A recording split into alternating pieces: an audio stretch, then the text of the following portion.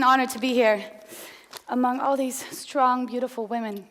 I'm going to tell a story about two women, two girls, actually. They both grew up in Africa. They both had the same dreams. They're both very curious, and they both took any chance to explore whatever they encountered. One wanted to be a princess, or a pilot, or a lawyer, or a doctor. The other one wanted to become a photographer and was amazed at any camera that she could lay her hands on. One was born in a little hospital in Belgium. The other one was born in a hut in Africa. One left Kenya when she was 7 years old. The other one became an orphan when she was 7 years old. One had a future, could do anything she desired. The other one was diagnosed with AIDS when she was 7 years old. And because she didn't have any money, the doctors gave her about 2 years to live. Now, don't worry, I don't want to depress you at the beginning of my speech. The story has a happy ending, because the two girls knew each other. They once were neighbors. So when the one girl heard about the other girl's trouble, she raised a bunch of money, she put the money into the fund, she paid the medicine bills, and the other girl lived happily ever after. Or at least until there's a remedy against AIDS, of course. Now, this is the other girl. Her name is Chiruto. She's 10 at this moment. She's doing very well, and as you can see, she still has a big love for photography.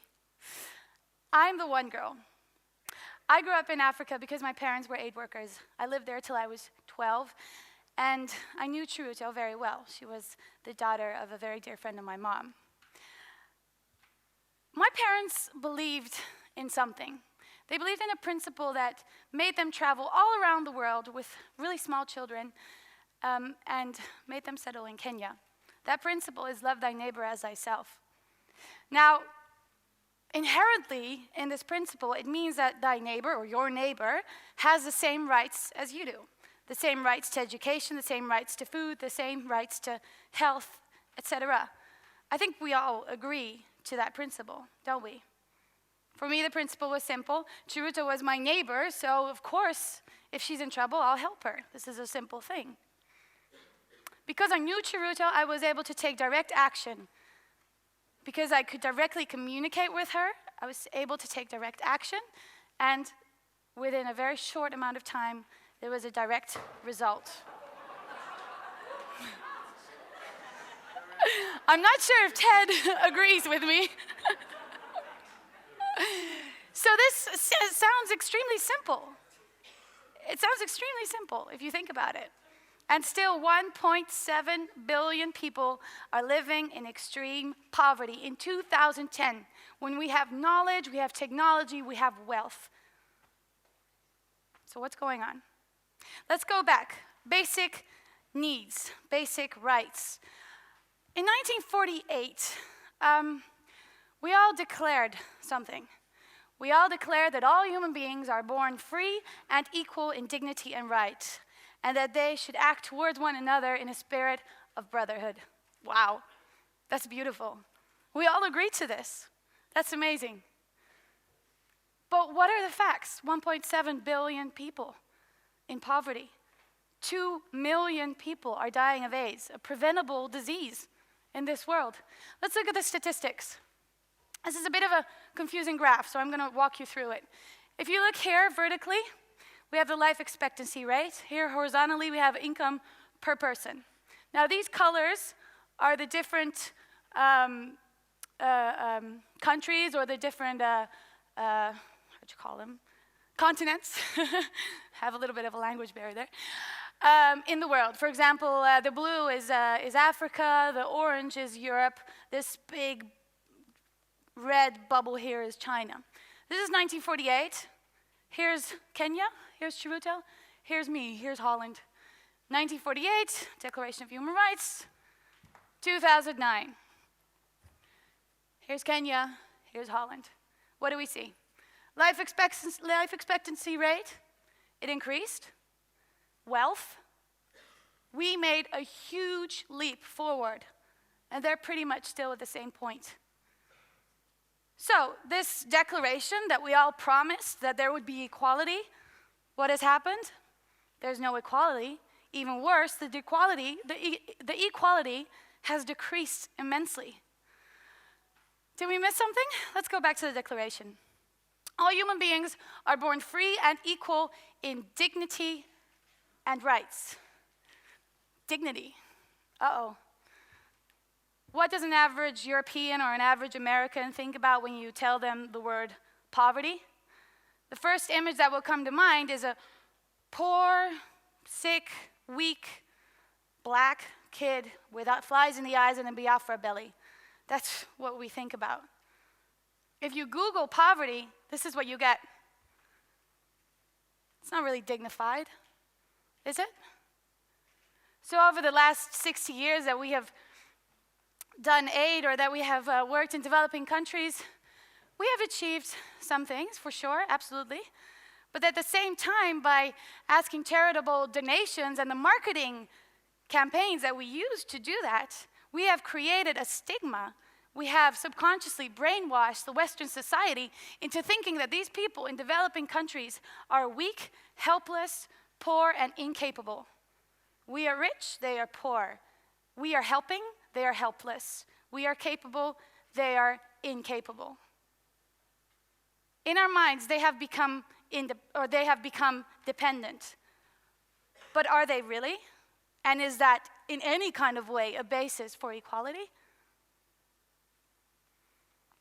I don't think so.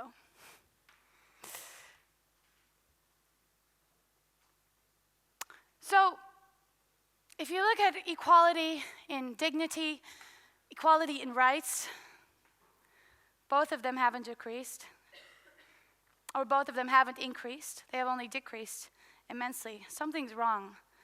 Something has to change. So does that mean that we as a society are not capable of equality?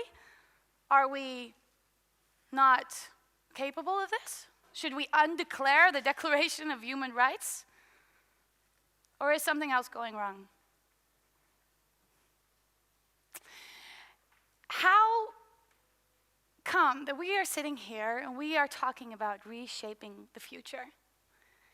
If we talk about reshaping the future, I think we have to take one step back and we have to talk about how we think about and how we act towards one another, and especially the people in developing countries.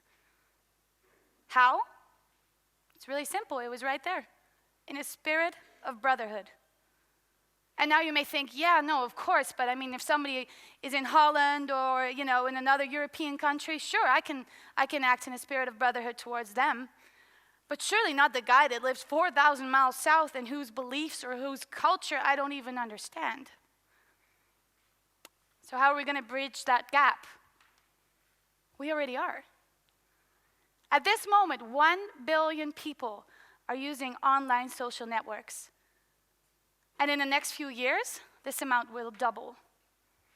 And this is not just a Western thing. As with mobile phones, online communicating is taking over the world. Even the Maasai are using internet, and I'm a witness. So, what does that mean? These social networks, they have an immense potential. People are sharing their dreams, they are educating themselves, they are finding love, they are electing presidents. I mean, they are even reaching out to one another in the case of an earthquake, as in Haiti. The first news was from Twitter, a social network. Now, with these social networks that are making able that we can connect to people all over the world on equal basis, the social distances between us worldwide are becoming smaller and smaller. So maybe we can even say that we no longer have a reason or an excuse for inequality. Now, inspired by this phenomena, me and a group of friends set up Get It Done. And Get It Done is a community that believe we can reshape the future. We can reshape the way we think about one another and the way we act towards one another. By using online social networks, we built a community where people interact with and around grassroots social projects worldwide. as you can see here on the map. People get the projects done involving their friends in a very simple way, without a middleman, without any fees, equal, simple, basic, just like me and Chiruto. And by building these communities, using the direct communication between people and projects and us and friends and the people around the project, we are building sustainable relationships based on equality. And that way, we want to take something that has become so complex and so far away from the essence back to where it once started. As a simple, basic human need, human contact of helping the people that you are, of supporting the people that you are connected to. Equality. Now, you may say I'm a dreamer, but look around you. I'm not the only one. So let's get it done. Thank you.